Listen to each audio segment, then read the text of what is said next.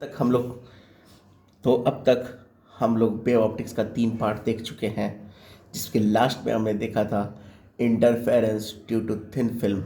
लेकिन उसमें हम लोग जो इंसिडेंस करवाए थे वो नॉर्मली था। क्या ज़रूरी है कि हमारा लाइट नॉर्मली इंसिडेंस करेगा? ये ऑब्लिक भी इंसिडेंस कर सकता है। चलिए इस बार उसको ऑब्लिक इंसिडेंस करवाते हैं। हम नहीं करवाएंगे, वो खुद करेगा। वो हमारे बस में ऐसे भी नहीं है, करके क्या फ़ायदा। चलिए देखते हैं इसको। तो इसका थोड़ा सा डायग्राम हम लोग बना लेते हैं नॉर्मली इंसिडेंस का तो हम लोग देखे थे, ऑब्लिक वाले का देखते हैं। तो ये है आपका थिन फिल्म, जिसमें से ये लाइट इधर इंसिडेंस होगा, जिसका कुछ पार्ट रिफ्लेक्ट होगा और कुछ पार्ट इसमें ट्रांसमिट करेगा। अगर ये इंसिडेंस आई तो ये भी आई, तो ये हो गया आर।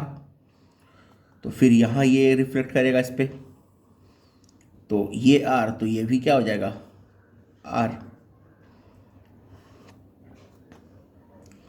ये भी एंगल आर। फिर ये आपका बाहर इमिट करेगा आई से। तो सोचो ज़रा ध्यान से कि ये लाइट रे तो जा रहा है, ठीक है, तो एक लाइट रे इसके पैरेलल तो यहाँ पे इंसिडेंस किया होगा ना। एक लाइट रे इसके पैरेलली यहाँ इंसिडेंस किया होगा आई एंगल पे। जो पैरेलली इंसिडेंस किया होगा वो पैरेलली जो इंसिडेंस होगा वो भी तो यहाँ रिफ्लेक्ट होना चाहिए। तो ये दोनों रे आपस में इंटरफेयर करते हैं, ये रे 1 और ये रे 2, ठीक है। इसका थिकनेस पिछले बार आप लोग को याद होगा हमने टी लिया था, और रिफ्रैक्टिव इंडेक्स इसका म्यू लिए थे हम लोग। तो अब हमको निकालना होगा इसका पाथ डिफरेंस। तो इसका पाथ डिफरेंस निकालने के लिए हम अगर ध्यान से देखें तो ये परपेंडिकुलर जो हमने यहाँ से डाला है, रुको इसको हटा ही लेते हैं, ये रिफ्लेक्टेड पार्ट को हटा देते हैं हम लोग, कोई ज़रूरत भी नहीं है हमारा उसका, इसको हटा लेते हैं हम लोग। ऐसे आप समझ रहे हैं कि वहाँ पे वो एंगल आई बनेगा।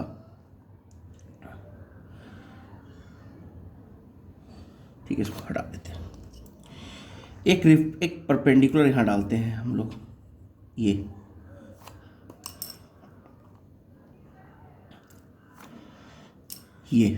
परपेंडिकुलर यहाँ डाल रहे हैं। तो ये परपेंडिकुलर इसलिए डाला गया कि ये दोनों को बराबर करते हैं आपस में, तो हमको पता चल जाएगा कि ये पॉइंट यहाँ से यहाँ के बीच में ये आपका क्या हुआ है, एक्स्ट्रा पाथ चला, यानी इसका पाथ डिफरेंस है। और इस रे 1 ने यहाँ से लेके यहाँ तक का डिस्टेंस एक्स्ट्रा चला है, तो वो इसका पाथ डिफरेंस है। क्लियर? तो रे 1 जो है वो यहाँ से लेके यहाँ तक चला है डिस्टेंस, और इसने इतना से इतना डिस्टेंस ट्रैवल किया है, तो इसका पाथ डिफरेंस हो गया। अब देखते हैं इसका नाम, तो इसका नाम दे देते हैं कि एल डैश एम एन, इसका नाम क्यू कर देते हैं। अब जरा देखिए यहाँ पे ये डिस्टेंस एल एम हम निकाल सकते हैं इस ट्रायंगल से, और जो एल एम होगा वही आपका एम एन होगा। In triangle L dash M में अगर हम लोग आए तो कॉस आर क्या हो जाएगा, L dash divide by L M. तो अगर हम ध्यान से समझें कि तो ये अपना T divided by L M हो रहा है, यानी एल एम क्या हो जाएगा आपका T divide by cos R, that is T sec R, ठीक है। तो सेम आपका क्या हो जाएगा, एम एन भी हो जाएगा, and hence m n equals t sec are. तो ये पूरा जो आपका l m plus m n आ गया, ये क्या हो जाएगा 2t सेक आर। ये तो 2t सेक आर कहाँ चल रहा है, मीडियम में, तो इन एयर इसका क्या हो जाएगा equivalent distance, in air equivalent distance कितना हो जाएगा आपका, equivalent distance 2μt sec are. ये तो हमने इसका एक्स्ट्रा डिस्टेंस निकाल लिया, ये डिस्टेंस भी तो हमको चाहिए QN, तो उसके लिए हम लोग को थोड़ा सा और सोचना होगा। ये एंगल I है, तो ये एंगल कितना होगा आपका 90 माइनस आई।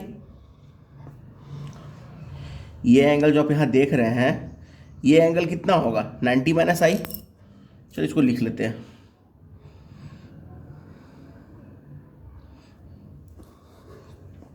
ठीक है। अब ये 90 माइनस आई, तो हमको अगर ये ln मिल जाए तो हम ये निकाल सकते हैं। तो ये अगर आप ध्यान से देखेंगे ln जो है वो l डैश m का डबल है, तो पहले l डैश m निकाल लेते हैं हम लोग।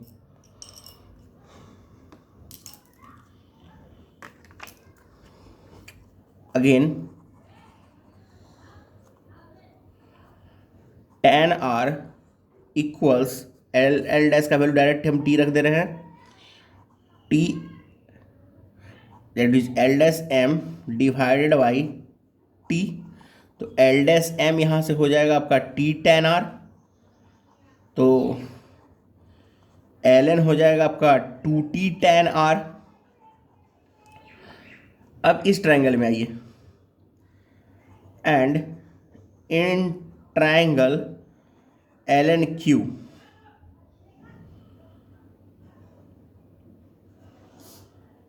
cos 90 माइनस आई इक्वल्स क्या होगा, बेस आपका QN डिवाइडेड बाई ln, जिसका वैल्यू हमारे पास दिया हुआ है 2t tan r। तो QN कितना हो जाएगा आपका 2t tan r साइन आई, क्योंकि cos 90 माइनस थीटा होता है हमारा साइन थीटा। अब थोड़ा सा और सोचना होगा, क्योंकि यहाँ पे बाबू देखिए अगर ध्यान से, तो ये जो आपका आया है 2μt सेक आर है, वो आर के टर्म में है, और ये यहाँ पे एक आई भी आ गया, तो क्यों ना हम स्नेल्स लॉ लगा दें, तो वो हमको एक रिलेशन दे सकता है म्यू और आर के टर्म में। तो using Snell's law, using Snell's law, ये मीडियम है आपका एयर, और ये मीडियम भी है आपका एयर, म्यू का वैल्यू 1, म्यू का वैल्यू 1, हम बताएंगे आगे क्या होगा, देखते हैं। तो स्नेल्स लॉ यूज करेंगे तो क्या होगा, तो sine i upon sine R equals mu divided by 1, यानी साइन आई का वैल्यू डायरेक्ट हम रख सकते हैं म्यू साइन आर। तो इस हिसाब से मेरा QN कितना हो जाएगा, तो 2μt, चलिए इसको भी थोड़ा बदल लेते हैं हम लोग, tan को लिखेंगे sine upon cos, sine R divide by cos R into sine R, तो ये साइन स्क्वायर हो जाएगा, तो रिजल्ट हो जाएगा 2μt sine square R into sec R. अब अगले पेज पे देखते हैं इसको हम।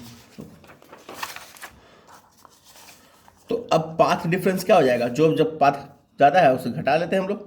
तो क्या करते हैं, ये जो वैल्यू हमारा आया था 2μt सेक आर, ये डिस्टेंस, उससे ये डिस्टेंस घटा लेते हैं 2μt sine square R into sec are. तो फिजिकल पाथ डिफरेंस हमारा आ जाएगा। सो फिजिकल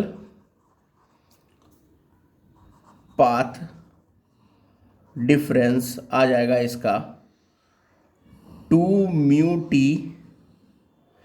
सेक आर माइनस 2μt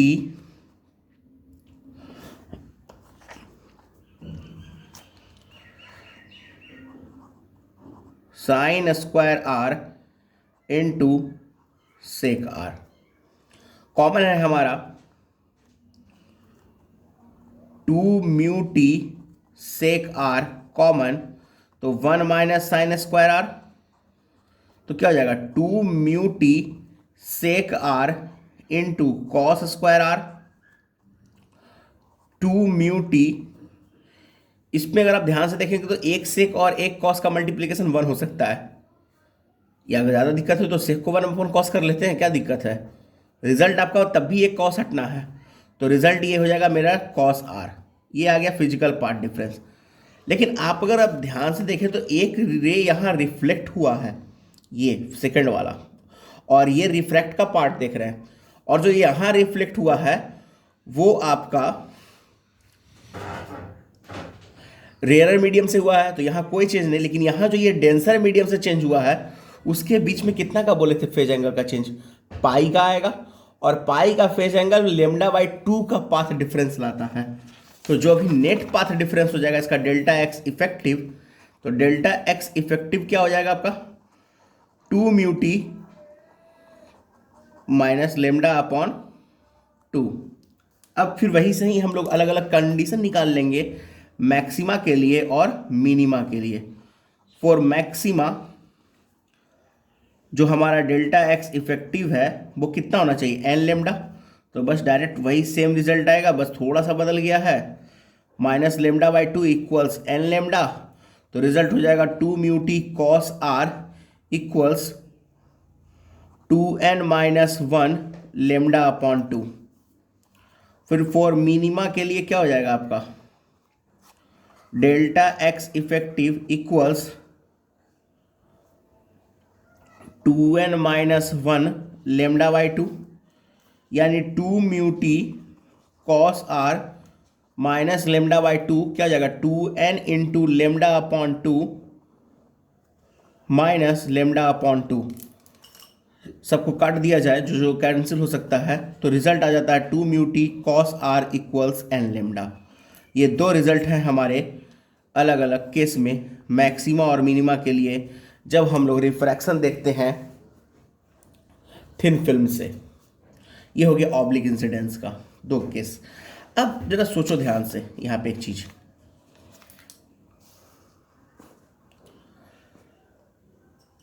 ये रे कुछ पार्ट यहां ट्रांसमिट भी तो किया होगा,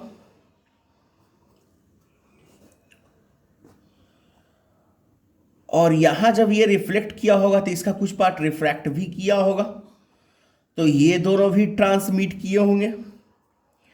तो ऐसे जब रे जब ट्रांसमिट करेंगे तो वो भी तो इंटरफेयर करेंगे, तो उस केस में क्या होगा, तो उस केस में ये होगा कि वहां कोई रिफ्लेक्शन नहीं हो रहा है, तो जो हमने λ/2 का फेज डिफरेंस लाया था ये नहीं आएगा। यानी उस केस में जब ट्रांसमिशन हो तो डेल्टा एक्स इफेक्टिव से कितना होगा मेरा 2 म्यू टी कॉस आर। तो लिख लेते हैं उसको हम लोग अलग से, कंडीशन लिख लेते हैं फॉर ट्रांसमिटिंग लाइट। अगर ट्रांसमिटिंग लाइट इंटरफेयर करे तो उस केस में हमारा डेल्टा एक्स इफेक्टिव क्या होता है 2 म्यू टी कॉस आर। फिर सेम वैसे ही फॉर हमारा मैक्सिमा डेल्टा एक्स इफेक्टिव हो जाएगा आपका एन लेमडा, यानी 2 mu T cos R equals हो जाएगा एन लेमडा, और मिनिमा के लिए क्या होगा आपका delta X effective equals 2n-1 λ/2, यानी 2 mu T cos R equals 2n-1 λ/2। अब याद होगा इसके बाद हम लोग देखे थे जब इंटरफेरेंस स्टार्ट कर रहे थे तो उसके बीच में हमने बोला था कि the source must be coherent, और कोहेरेंट सोर्स ऐसा हो सकता है कि वो दो रियल हो सकते हैं, जैसा हमने YDAC में देखा था दोनों सोर्स रियल थे, एक सोर्स से दो सोर्स। ऐसा भी हो सकता है कि एक सोर्स रियल हो और दूसरा इमेजनरी हो, जैसा कि लॉयड मिरर का यूज करके बनाया जाता है। तीसरा ये देखे बोले थे कि वो दोनों सोर्स इमेजनरी हो सकते हैं। तो दोनों सोर्स इमेजनरी आपके होते हैं फ्रेस्नेल बाय प्रिज्म में या फ्रेस्नेल बाय मिरर में। ये दोनों केस आइदर आप फ्रेस्नेल बाय मिरर ले लो या तो फ्रेस्नेल बाय प्रिज्म ले लो, ये दोनों केस में आपका दोनों सोर्स इमेजनरी रहेगा। और लॉयड मिरर में क्या होता है एक्चुअली करते क्या अलॉयड मिरर में होता है नहीं, अलॉयड मिरर में करते क्या है, एक ऑब्जेक्ट रख के सोर्स का, मतलब source as an object, light source as an object, उसका इमेज बनाते हैं और उन दोनों के लाइट को एक दूसरे से इंटरफेयर करवाते हैं। किसके? जो ऑब्जेक्ट से लाइट आ रहा है वो, और जो इमेज से लाइट आ रहा है वो, जहां वो लाइट दोनों इंटरफेयर करेगा वो आपका इंटरफेरेंस पैटर्न वही मिलने वाला है हमको। यानी अगर कोई पूछे कि लाइट मिरर में इंटरफेरेंस कहाँ होगा स्क्रीन पर, तो आप डायरेक्ट बोल सकते हैं जहां दोनों के लाइट रे एक साथ मिल जाए। किनके किनके? क्योंकि आपने दो सोर्स तो वैसा ही लिया, एक रियल और एक इमेजनरी। तो ऑब्वियस है जब रियल और इमेजनरी लिए तो उन दोनों का ही लाइट मीट करना चाहिए। तो यानी एक जो रिफ्लेक्ट होकर आ रही है मिरर से, और दूसरा जो डायरेक्ट आप डाल रहे हैं वहां पे, ये दोनों इंटरफेयर करना चाहिए। चलिए देखते हैं इसको।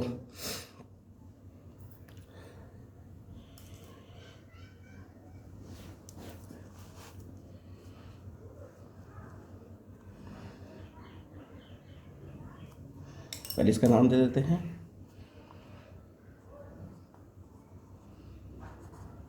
Lloyds mirror.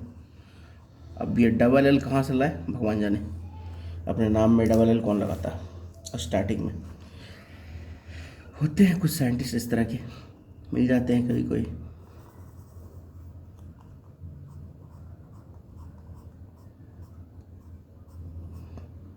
ज़्यादा मतलब यार, चलो हटाओ यार, तू इतना घरे चल जाओ, कोई दिक्कत नहीं है।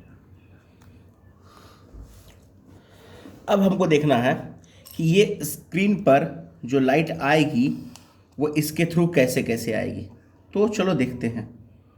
मान लो एक ऑब्जेक्ट यहाँ ओ रखा हुआ है। पहला बात तो सबसे ये देखना होगा कि इसका इमेज कहाँ बनेगा।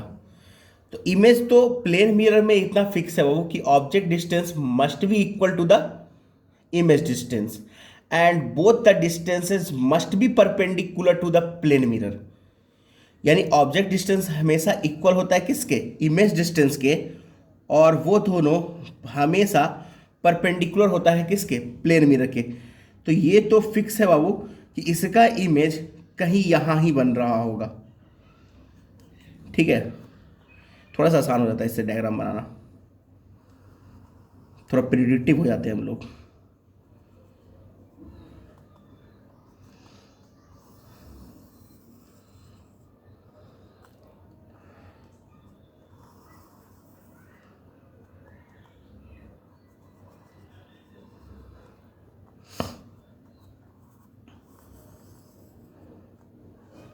ये हो गया आपका, यानी इमेज से जो लाइट रे जा रही है वो इस रीजन में जा रहा है। मतलब इसको मान लो अगर हम इसका कुछ नाम दे दें तो इसको पी कह दें और इसको क्यू कह दें। इसको तो ओ हमने माना ही है और ये हमारा आई है। यानी इस पी क्यू रीजन में ये हमारा लाइट जा रहा है। क्या इसका लाइट यहाँ जा सकता है? तो ट्राई करके देखते हैं इसका लाइट जाता है कि नहीं। तो इसका लाइट तो डायरेक्ट जा सकता है, वो इसका पूरा विजिबल रीजन है ये। तो इसका लाइट रे हमारा डायरेक्ट इस पॉइंट पी और क्यू पे इंसिडेंस हो रहा है। इसका मतलब क्या हुआ कि ये जो पी क्यू है वो आपका इंटरफेरेंस रीजन बन सकता है। इंटरफेरेंस रीजन को हम लोग जनरली उस डिस्टेंस को वाई से डिनोट करते थे। तो चलो मान लेते इसको, ये डिस्टेंस वाई है हमारा। अब देखना है हमारा कि जो दोनों सोर्स है उसका डिस्टेंस यहाँ से यहाँ तक कितना है। तो चलो उस सोर्स का डिस्टेंस हम लोग कितना लेते थे? डी। ये डी होता था और ये हमारा क्या होता था? ये दोनों डी। ठीक है, कि एग्जाम में क्या गिवन हो सकता है? मिरर का लेंथ मान लो बी, ये लेंथ गिवन होता है जनरली जो आप बुक में देखते हैं ए, और मान लो ये लेंथ गिवन होता है हमारा सी। यानी मिरर से ऑब्जेक्ट का डिस्टेंस और मिरर के बाद स्क्रीन का डिस्टेंस। तो ओवरऑल हमारे पास डी का जो वैल्यू मिल गया यहाँ पर, वो डी कितना है हमारा? ए प्लस बी प्लस सी है। और स्मॉल डी हम लोग कैलकुलेट कर सकते हैं। स्मॉल डी का वैल्यू दिया रहेगा और यहाँ पे कैलकुलेट किया भी जा सकता है इन ए बी सी की कंडीशन से। तो अब जरा यहाँ पे देखिए, हम लोग बीटा का फॉर्मूला पढ़े थे। बीटा का फॉर्मूला क्या था? Lambda D upon D. तो हो जाएगा lambda into A plus B plus C divided by D. कभी कभी ऐसा हो सकता है कि इस पार्टिकुलर पॉइंट को मानते हुए ये डिस्टेंस दिया हुआ रहे आपको, ताकि वो ये सिमिलर ट्रायंगल का कंडीशन यूज करके आप इन दोनों में सिमिलर ट्रायंगल का कंडीशन लगा के आप इस वैल्यू को कैलकुलेट कर सकें। तो उस केस में आप अगर ये डिस्टेंस दिया रहेगा तो आप डी को क्या लिखेंगे? Twice of O M. ठीक है, जो ओ एम का डिस्टेंस दिया रहेगा उसको डबल, क्योंकि जो ओ एम है वही आई एम है हमारा, तो वैसे भी कैलकुलेट कर सकते हैं। और सिंपल बात कि नंबर ऑफ फ्रिंजेज निकालना हो तो आप इस डिस्टेंस में अगर आप देखेंगे तो बीटा लेंथ के एन फ्रिंजेज बनेंगे, सारे फ्रिंजेज आपस में इक्वल हैं, तो नंबर ऑफ फ्रिंजेज कितने हो जाएंगे? तो जो डिस्टेंस में आपका बन रहा है इस वाई में, उसको डिवाइड दे देंगे बीटा से। फिर वाई भी कैलकुलेट कर सकते हैं हम लोग, अगर ध्यान जगाएं तो सिमिलर ट्रायंगल से इसमें इस ट्रायंगल अगर ये वैल्यू दिया रहे तो हम ये पूरा वैल्यू कैलकुलेट कर सकते हैं, ये कैलकुलेट कर सकते हो, फिर इसमें से ये सब्ट्रैक्ट कर देंगे तो हमको क्यूपी मिल जाएगा। तो वो आप कर सकते हैं। चलो इसका अभी नाम ही दे देते हैं ओ डैश। तो पी ओ डैश और क्यू ओ डैश अगर दोनों कैलकुलेट कर लिया जाए तो ये पी क्यू निकालना बड़ा बात नहीं, और कुछ खास इसमें नहीं था। अब इसके बाद हम लोग देखते हैं फ्रेस्नेल बाई मिरर, जो और एक है आपका पढ़ना फ्रेस्नेल बाई प्रिज्म।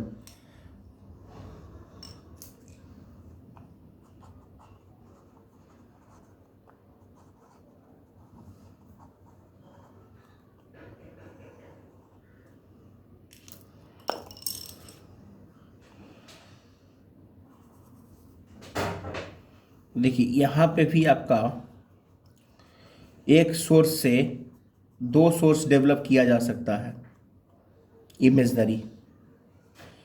एक सोर्स अगर यहाँ पे आई रख ऑब्जेक्ट ओ रख दिया जाए तो इसके दो इमेजेस बनेंगे। पहला इमेज इस तरफ बनेगा और एक इधर, वो जरूरी नहीं, आप इधर भी पहला बना सकते हैं। तो चलो हम मान लेते हैं, चलो इधर ही पहला बन रहा, ऊपर वाला जनरली हम लोग S1 लेते हैं।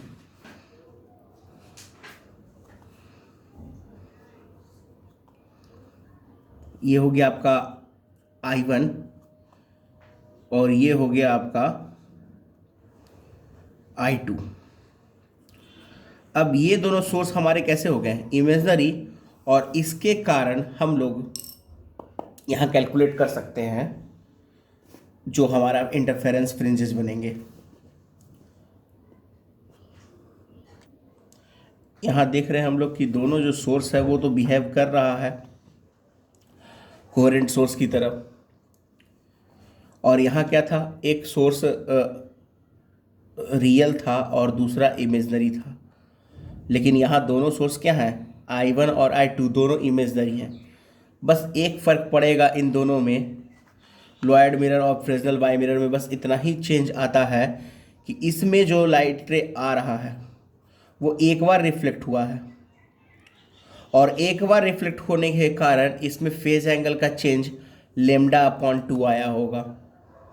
लेकिन यहाँ लाइट रे दो बार रिफ्लेक्ट हो रहा, दोनों में λ/2 का फेज चेंज आया है। तो इसका मतलब कि इनका λ/2 और इनका λ/2 एक दूसरे के फेज में अगर हम डिफरेंस निकालें तो वो कैंसिल हो जाएंगे, और देखा जाए उसके बाद तो इन दोनों के बीच में कोई फेज चेंज है वो, तो हम कह सकते हैं कि फ्रेस्नेल बाई मिरर वैसा मिरर है जहाँ कोई फेज एंगल डिफरेंस नहीं रहेगा, फेज चेंज I1 और I2 के बीच में, बट यहाँ O और I के बीच में λ/2 का फेज चेंज होगा। तो इसको ज़रा लिख लिया जाए।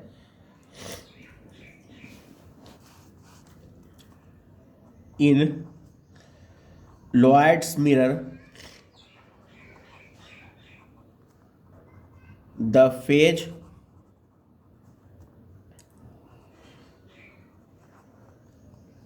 Change due to reflection is lambda upon 2, but in Fresnel bimirror there is no phase change due to reflection.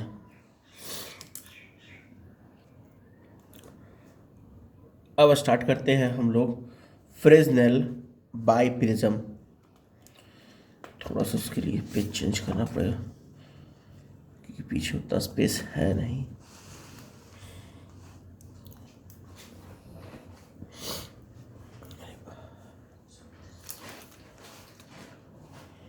इस फ्रेस्नेल बाई प्रिज्म का स्टार्ट करना होगा हम लोग को।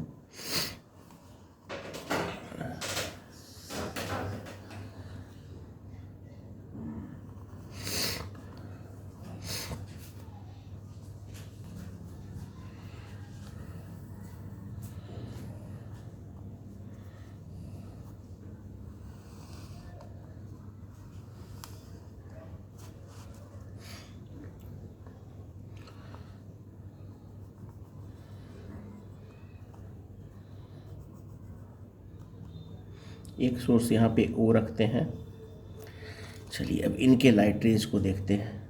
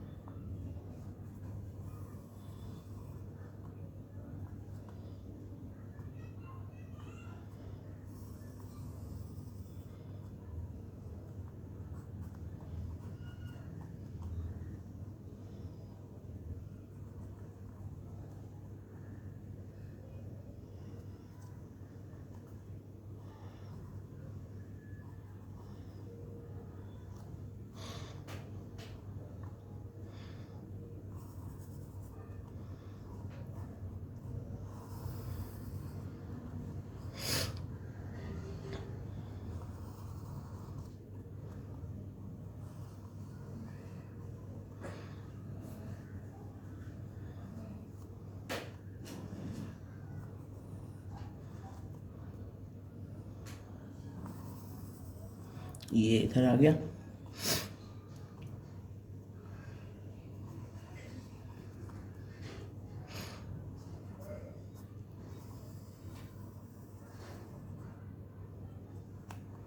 ये लाइट रे, एक बार फिर से इसको समझ लें कि ये हमारा फ्रेस्नेल बाई प्रिज्म है।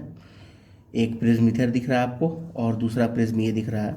इन दोनों के कम्बिनेशन को हम लोग कहते हैं फ्रेस्नेल बाई प्रिज्म। इसका भी एंगल ऑफ प्रिज्म ए है और इसका भी ए है। लाइट सोर्स हमने ओ रखा जिसका रिफ्लेक्शन के बाद हमको दो सोर्स मिला I1 और I2। फर्स्ट ऑफ ऑल हमारे पास गिवन क्या रहेगा वो समझते हैं।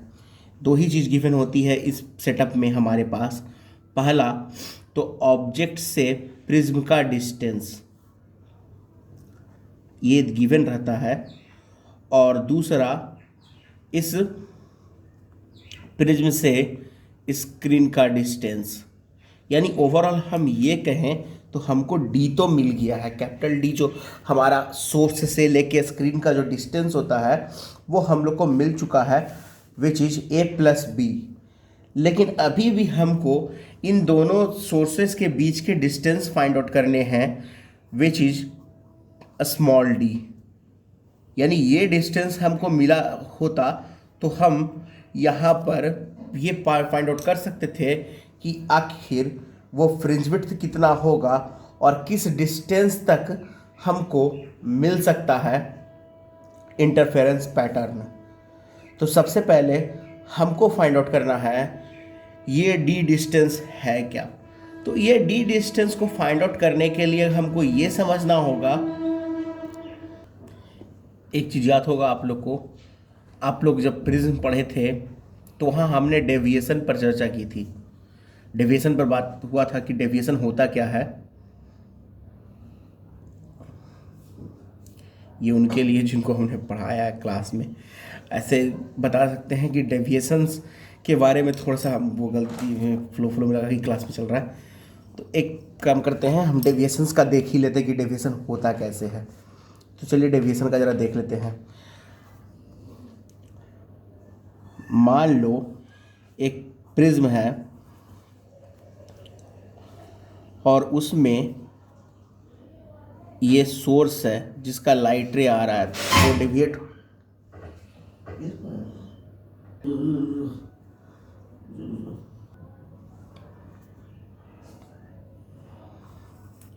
तो ये हो गया हमारा डेविएशन।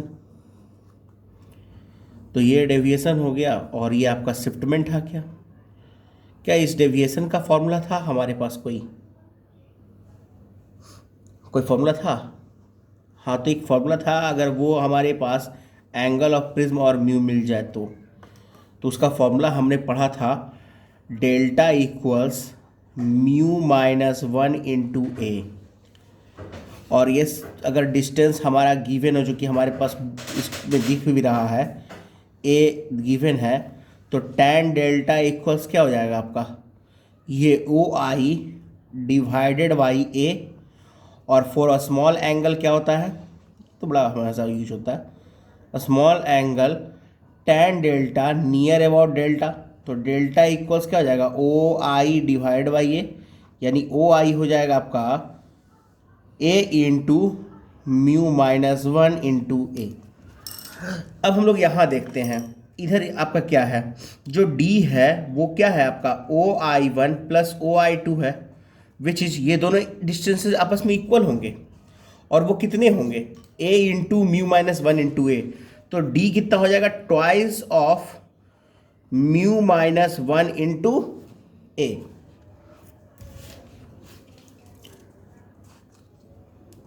ठीक है। और बीटा का फॉर्मूला हम लोग पढ़े हैं लेमडा डी अपॉन डी। और डी क्या है आपका ए प्लस बी है, तो बीटा हो जाएगा आपका lambda into A plus B divided by 2a into mu minus 1a। अब ये देखना है कि इसमें इंटरफेरेंस पैटर्न कहाँ से कहाँ तक मिल रहा होगा हमको। तो हमने पहले भी कहा है, जहाँ पर दोनों के लाइट रे आपस में इंटरफेयर करें, यानी ये रीजन और ये रीजन, एक ऐसा रीजन है जहाँ लाइट रे दोनों के नहीं मिल रहे हैं। एक ये रीजन जो है हमारा, इसमें दोनों का लाइट रे आ रहा है, दोनों के लाइट रे यहाँ इंटरफेयर कर रहे हैं। तो हम कह सकते हैं कि ये जो डिस्टेंस है, इस डिस्टेंस पर दोनों के लाइट रे आपस में इंटरफेयर करेंगे। तो ये डिस्टेंस भी कैलकुलेटिव है। अगर आप ध्यान से यहां देखें तो ये एंगल इक्वल होगा,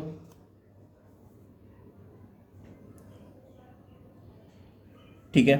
फिर आप यहाँ 90 और 90 का जो एंगल देख सकते, तो ये छोटा ट्रायंगल और ये छोटा ट्रायंगल आपका आपस में सिमिलर है। तो हम कह सकते हैं कि ये जो हमारा और ये दोनों भी सिमिलर होगा आपस में। तो डेट्स ऑल, हम ये कह सकते हैं कि ये ट्रायंगल और ये ट्रायंगल भी आपस में सिमिलर है। तो फिर हम ये कंडीशन यूज कर सकते हैं कि सिमिलर ट्रायंगल के कॉरस्पॉन्डिंग साइड्स के रेशियो आपस में क्या होते हैं, इक्वल होते हैं। तो उस कंडीशन को अगर हम अप्लाई करें तो रिजल्ट हमारा बनता है y upon B corresponding sides equals ये I1 I2 that is d upon ये डिस्टेंस a। तो y upon B equals d का वैल्यू है हमारे पास 2a mu minus 1a divide by a, cancel. तो y इक्वल्स हो जाएगा 2b mu minus 1 into a। और नंबर ऑफ फ्रिंजेस हम लोग पहले भी बोले हैं कि जब भी नंबर ऑफ फ्रिंज निकालना हो, सिंपल कंडीशन होता है, आप क्या करते हैं, बाई में b से डिवाइड देते हैं। तो बाई में हम b से डिवाइड दे सकते हैं, यहाँ भी हमारे पास है बाई और b। तो नंबर ऑफ फ्रिंजेस कैलकुलेटिव है, जो कैलकुलेट किया जा सकता है। और अब हम लोग अगले वीडियो में स्टार्ट करेंगे सारे questions related to wave optics till interference, यानी इंटरफेरेंस तक के सारे क्वेश्चंस जो हो सकते हैं प्रीवियस ईयर के पूछे हुए, उन सबको हम लोग देखेंगे। ठीक है, दैट्स ऑल।